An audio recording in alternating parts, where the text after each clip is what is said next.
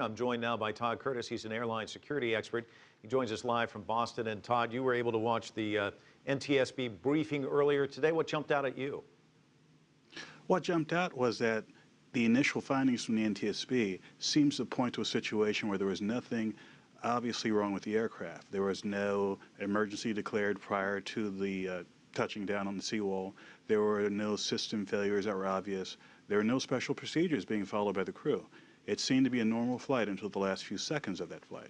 And then what about the speed? Because she did go to great pains to talk about how the speed was not what you would expect for a plane coming in to land there at SFO.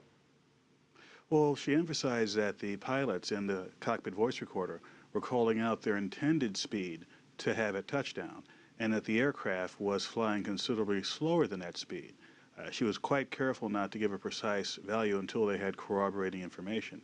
But it was clear from what she said, and also clear from a witness video that was shot nearby at the time of the crash, that the aircraft was traveling slower than you would expect for that point in the landing. And it looks, obviously, we're looking at videotape, we're trying to read into what we see, but it does look as though the pilot may have been trying to abort the landing. Is that your read on this as well? Well, that's not only my read, that's what the NTSB was saying in the briefing, that several seconds before landing, there were clear warnings in the cockpit, a stick shaker as well as an audible stall warning, that the airplane was close to stalling.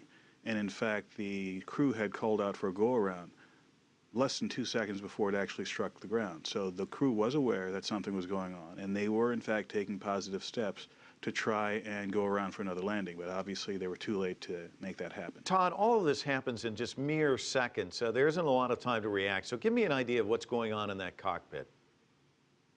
Well, they were aware of something going on only a few seconds before landing. It's unclear if they had an inkling of something going wrong before that.